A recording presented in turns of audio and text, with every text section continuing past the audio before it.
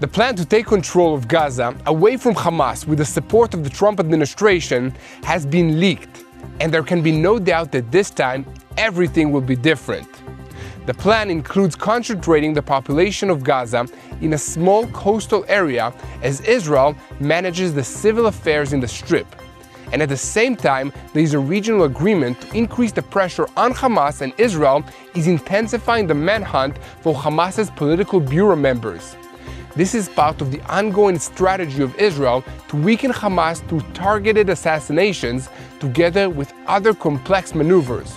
This strategy was planned during the ceasefire, as has now been revealed, and more than 150 terrorist leaders have been eliminated just in the last week, and a total of over 420 targets have been struck, and this is just the beginning.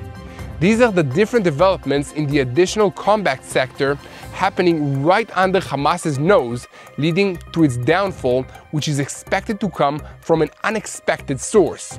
And yesterday, in the northern part of the Gaza Strip, demonstrations against Hamas took place as hundreds of Gazans came out to protest against the Hamas terrorist organizations, and amongst the call, the people do not want war, the people do not want Hamas, nor do they want Al Jazeera.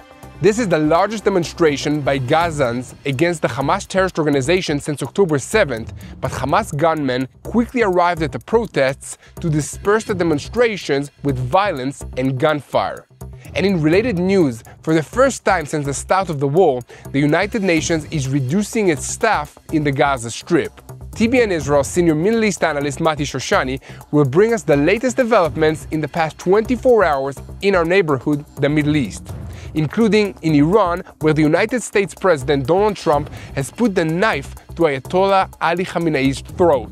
On the one hand, the United States' military has moved strategic weapon systems closer to Iran and Yemen, while on the other hand, there is an unexpected development as the United States and Iran are moving closer to direct negotiations for a nuclear deal. Mati will take us through all of the possibilities that are on the table. And meanwhile, in the northern arena, an Israeli operation is shaking the presidential palace in Damascus, Syria, as 7 fatalities are reported following IDF strikes in southern Syria, as next door in Lebanon, a senior figure in Hezbollah's anti-tank force was eliminated. The IDF is scheduled to conduct a large-scale drill on the northern border this week, simulating a situation where hundreds of terrorists infiltrate the country, similar to the events of October 7th. And further afield in the United States, the battle over Israeli advocacy continues. Representatives of Jewish student groups at Columbia University claim that pro-Palestinian organizations leading protests against Israel are providing PR services to Hamas. Amongst the plaintiffs is Shlomi Ziv, who was rescued in Operation Arnon and has recounted that his captures, the Hamas terrorists, boasted about the presence of Hamas activists on campuses around the world. We have a lot to talk about today, so let's dive into the details. I'm Yair Pinto, and this is your Boots on the Ground report about what is happening in Israel on day 537 of the war against Hamas, Hezbollah, the Houthis in Yemen, the Shiite militias in Iraq, and all the other armed groups in this region. All are operating under the control of the Islamic Revolutionary Guards Corps in Iran, which is the head of the axis of evil in the Middle East. And a moment before we begin, I want to invite you to click on the subscribe button so that you remain tuned to the truth in real time and never miss another episode of Boots on the Ground. Here at TBN Israel, we are in the middle of a campaign to rebuild Israel. So be part of this renewal and join the Rebuild Israel campaign. Visit the address on your screen and help Israel. In the last 24 hours, the defense establishment has summarized the military activity of recent days in the various combat arenas. Since the collapse of the ceasefire between Israel and Hamas a week ago, the IDF has attacked more than 420 targets in the Gaza Strip, leading to the elimination of over 150 terrorists who are under close surveillance. And according to the defense establishment of Israel, during the past week, terrorists at senior and command levels in Gaza were eliminated. The IDF and the Shin Bet make decisions together, and this is reflected in the achievements on the ground in Gaza. There is a continuous string of elimination, and that has an effect on Hamas, like yesterday's elimination of Hamas's Prime Minister Ismail Barhoum 5 days after the elimination of his predecessor. And yesterday, the IDF extensively attacked more than 100 Hamas vehicles, which in effect served as their armored fighting vehicles on October 7th when they carry out their attacks against Israel. The defense establishment statement continued by saying that the IDF attacks according to the quality and not the quantity. We allow civilians to evacuate, and we do so via messages, announcements, and leaflets. Yesterday, the IDF evacuated residents of Jabalia, Bet Lahia, and Bet Hanun, places from which rockets were launched, and the IDF responded by attacking there extensively. The latest operation was the elimination of Ismail Barhoum at the Nasser Medical Center in Khan Yunis, and according to the report, the attack demonstrated Israel's intelligence capabilities and invited international criticism. Intelligence experts explained that the moves were intended to undermine Hamas's governing capability by damaging the chain of command and the core of its leadership. The attacks make it difficult for the government in the Strip to function and create significant pressure on the organization, and according to a report in the Wall Street Journal, this makes it very hard for Hamas to operate. The IDF has drawn up plans to retake control of the Gaza Strip in order to defeat Hamas. This is a move that might lead to a long-term Israeli control of the Strip. And according to the report, the plan, which was not yet been approved by Israel's Security Cabinet, was formulated by the new Chief of Staff with the unofficial support of ministers who support more decisive measures against Hamas. Israeli sources also told the Financial Times that the plans were made possibly by the return of the United States President Donald Trump to the White House, which changed the approach from that of the Biden administration. And until now, Israel's approach has focused on high-intensity combat attacks, after which its forces repeatedly raided various areas of the Gaza Strip to uproot the remnants of Hamas and then left. A senior reserve officer quoted in the report said that he was being ordered to prepare for several months of combat operations involving fighting victory and administration. He added, "This is a completely different kind of warfare." And meanwhile, an Arab diplomat source familiar with the contacts that Arab countries are conducting said that there is an undeclared agreement between regional elements and Israel to increase pressure on Hamas and on terrorist organizations after several moves to disarm them have failed. The source clarified that the undeclared agreement includes applying maximum pressure on Hamas, weakening its control over the situation and the territory of the Gaza Strip in order to push Hamas to agree to concessions that the Arab parties see as necessary to reach a sustainable solution to the Palestinian crisis in general. And following the IDF's return to the fighting in the Gaza Strip, the IDF spokesperson in Arabic, Lieutenant Colonel Avichai Aderi, published a statement to the Gazans, saying to all residents of the Gaza Strip who are staying in Bet Lahia and Bet Hanun, this is an early and final warning before an attack. The terrorist organizations repeatedly launch rockets from areas populated by civilians. This area has been warned several times before. Here at TBN Israel, we will continue to report on every military development in the Gaza Strip in real time. So stay tuned to the truth, take a moment, find the subscribe button and click on it so that you remain tuned to the truth in real time and never miss another episode of Boots on the Ground. In the Gaza Strip yesterday, an unprecedented incident occurred when hundreds of Gazan residents from Bet Lahia and Bet Hanun in the northern part of the Gaza Strip demonstrated against the war after being uprooted from their homes and moving towards Gaza City. This is the first public protest of its kind in Gaza that challenged the narratives that Hamas leaders have been echoing about steadfastness and remaining un-Palestinian-led in the Gaza Strip. During the protest, demonstrators chanted slogans that read, "Our children's blood is not worthless," and "Stop the war immediately." And a group of young people chanted, "Hamas out, Hamas must leave here." Abu Suleiman, one of the protesters, said, "We have a message. The residents of Bet Lahia are people of peace. We demand peace and security, not to be ruled by weapons and fire. We decide and will decide who governs us. We live under difficult conditions. Yes to peace, no to war." After a short time, Hamas terrorists arrived at the scene and quickly, forcibly dispersed the protests and fired live bullets at the demonstrators. Most of the Gazans' criticism related to anger over Hamas's decisions that led to the residents' dire situation, and consequently also the war against Israel and the failure to reach an agreement to end it. Above all, the calls for additional protests against the conduct of the terrorist organization stand out, while some residents even call for overwhelming Hamas and expelling it from the Gaza Strip. Now, we move on to TBN Israel senior Middle East analyst Mati Shoshani. Mati, take us in depth between the two possibilities on the table regarding the Iranian Revolutionary Guards.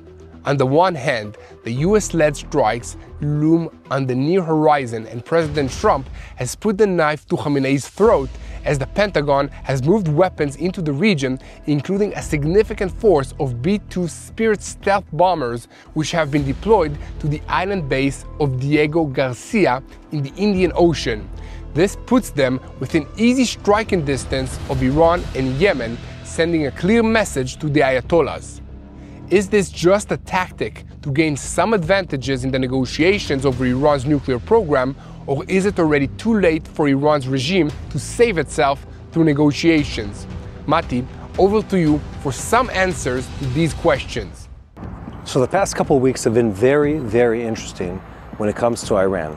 Just to give everyone a recap on the previous episodes as they relate to the Iranians, we've had the US address the Russian government, pulling them into negotiations with Iran, all with the goal of pulling Iran back from their push towards nuclear capability, all of it on an Iranian agenda to remove the sanctions and get into some kind of agreement with the US and other countries in this region that would better their stance in this region, both financially and also remove the threat of military pressure.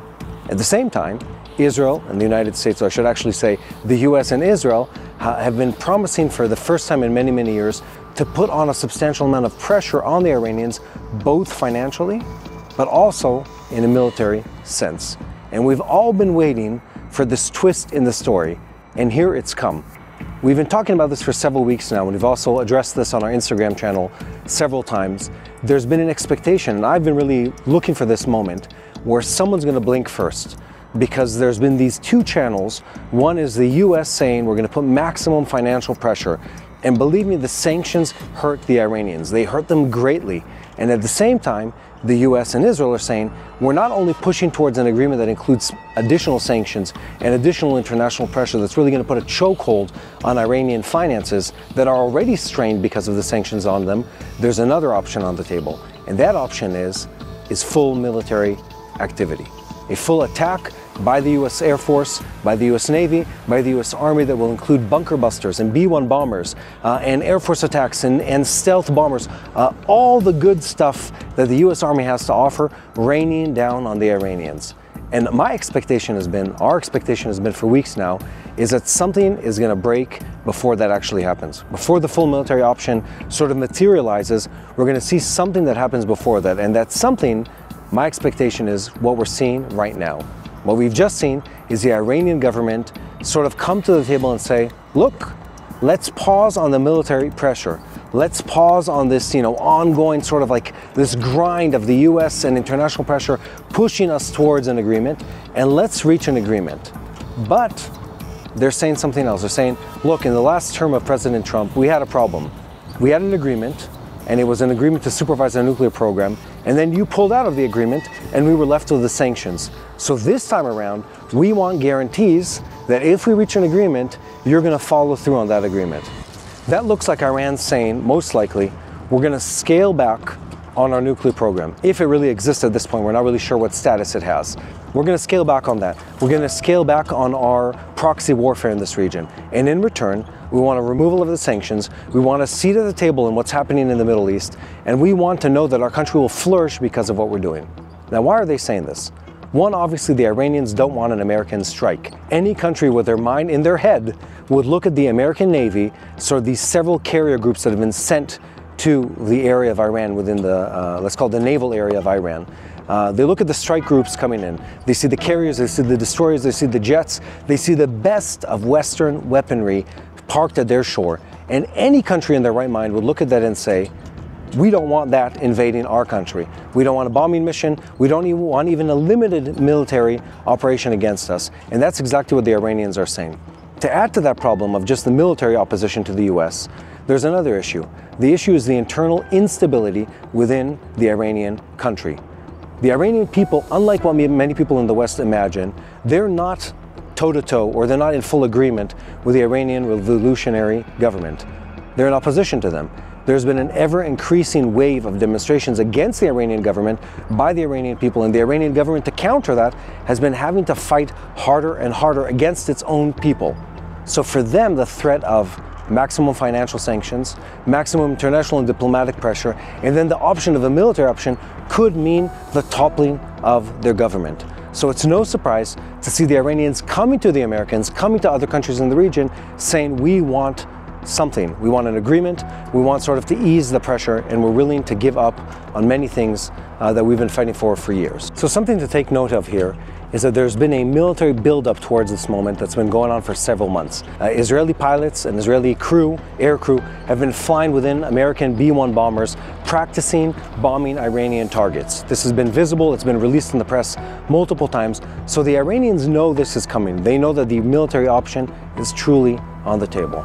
But there's another big incentive here for the US itself, for Israel, for the region, and for the Saudis that have been a big part of this discussion up till now. There is a desire and a need not to go to the full military route with the Iranians. And why is that? Because the Iranians, even if they're bombed, and even if we knock out their power plants, and even if their army is crippled, and even if they lose their ships and their aircraft and their drones and their ICBMs, still they have the ability, and they will have the ability, to destabilize the region. And what that looks like is an ongoing campaign to stop naval trade in the region. That means no Saudi oil, no Emirati oil, no Qatari oil, no trade through the Red Sea, through the Houthis or directly through IRGC vessels that would stop that. No Suez Canal traffic. So a very substantial blow to the trade that goes through this region that would result in immediate and direct negative effect on the global economy, and that's something no one wants. So in conclusion, I think we're at the right moment. The Iranians have understood that the maximum diplomatic financial pressure, together with the military option, are truly coming to their doorstep, and they've done the wise thing. They've said, hey guys, we're willing to pause on all of this, and we want an agreement with the US. But unlike the last time around, we want to make sure that you're not coming to bomb us the next day or returning the sanctions after we've removed our nuclear program. One last thing to leave us with thought is we don't really know where the Iranian nuclear program is. I've, over the last couple of days, been reading several reports released by American intelligence and picked up by several news outlets talking about the fact that possibly the Iranians actually have less of a nuclear capability than what they projected or released to the public to know. That means they actually might be farther away from a bomb than what they thought they are, and they've been using it as a bargaining tool to get back, or to get out of the blacklist and back into the list of nations that have a place at the table, that get to trade, they don't have sanctions against them.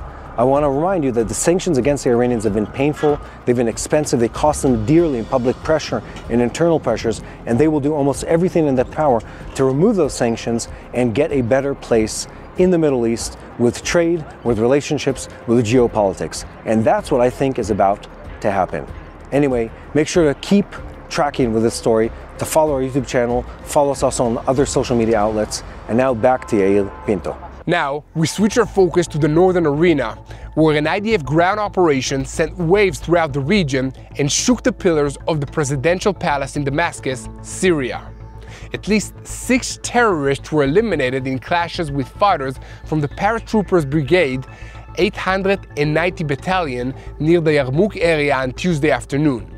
The IDF says it identified the movement of a terrorist squad near their positions, and a force from the paratroopers engaged them, leading to a battle which resulted in no casualties on the Israeli side. According to Syrian reports, the battle included the movement of IDF tanks into a nearby village as Israeli helicopters were spotted over the skies of Dara. Many residents fled the fighting, but some engaged in exchanges of fire with IDF troops. Following the incident, the IDF issued a statement saying that IDF forces identified armed terrorists this morning who fired at IDF forces in southern Syria, and the force returned fire and an aircraft attacked the terrorists. A hit was identified. And meanwhile, the IDF also reported striking military targets in the Syrian bases Tadmor and T4 overnight. This is the second Israeli strike in the area in recent days, following a previous strike last Friday. And at the same time, the IDF eliminated the commander of the anti-tank array of the Southern Front in the Hezbollah terrorist organization next door in Lebanon. These developments are significant for a number of reasons. First of all, because the most dangerous enemy of the new Syrian regime is not Israel at all, but rather Hezbollah.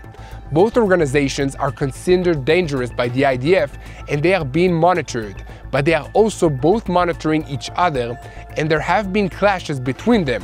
It's a very dangerous situation for everyone, and Israel is taking no chances. On Wednesday morning, the IDF began a large-scale exercise on the northern border, with the main scenario being the infiltration of hundreds of terrorists into Israeli territory, similar to the October 7 attacks on the Gaza perimeter. The IDF spokesperson announced on Tuesday evening that the exercise will include forces from all branches of the IDF, including the Northern Command, the Air Force, and the Navy. And as part of the exercise, various scenarios will be practiced, including defending the area and responding immediately to threats on the ground in a multi-branch collaboration.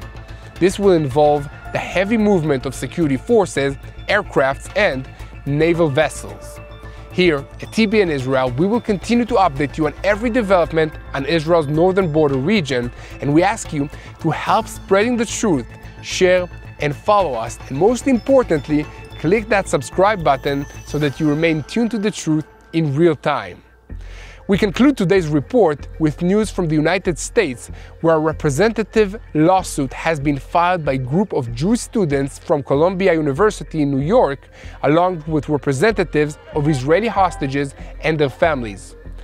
The lawsuit was filed on New York District Court against pro-Palestinian student groups and activists at the university, claiming that they are providing public relations services to the Hamas terrorist organization through propaganda and activist recruitment, and that some were even aware in advance of the intention to carry out the massacre of October 7th. Amongst the plaintiffs is also Shlomi Ziv, was kidnapped from the Nova Music Festival on October 7th and later rescued in Operation Arnon of the IDF. Ziv testified that during his captivity, his captors presented him with propaganda describing the protests at Columbia and emphasized Hamas's presence on American campuses.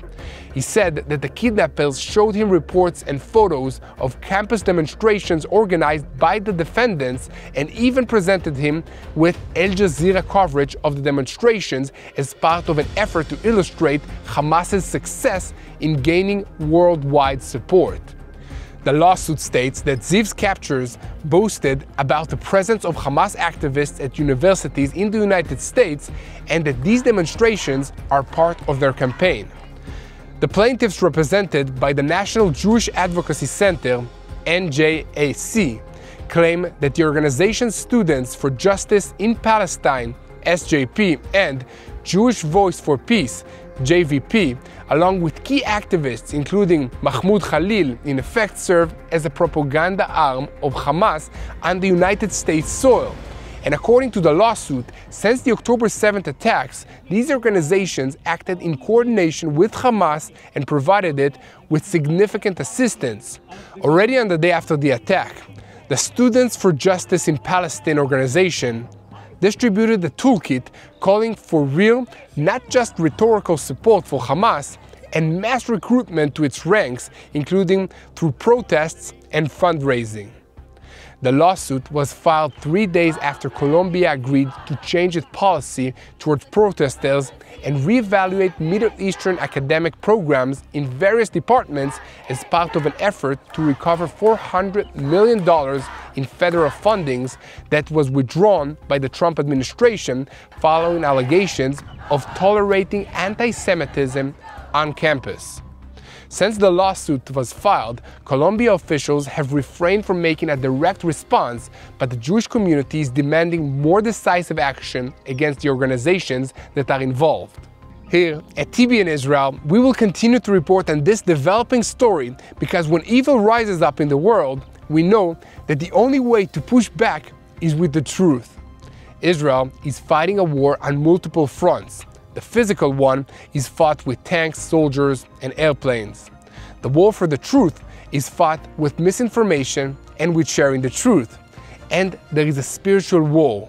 And as followers of Yeshua, Jesus, we believe in the power of prayer and in God's faithfulness to the people of Israel and to each and every one of us personally. The God of Abraham, Isaac, and Jacob is a personal God, so let's make our prayers personal. Let's all pray together for Israel. Pray for our hostages who are held in the Gaza Strip by Hamas. Pray that they return safely and quickly to their families. Pray for the IDF soldiers wherever they are fighting, if it's in Syria, Lebanon, Judea and Samaria, the Gaza Strip, or defending the skies against rockets from Yemen.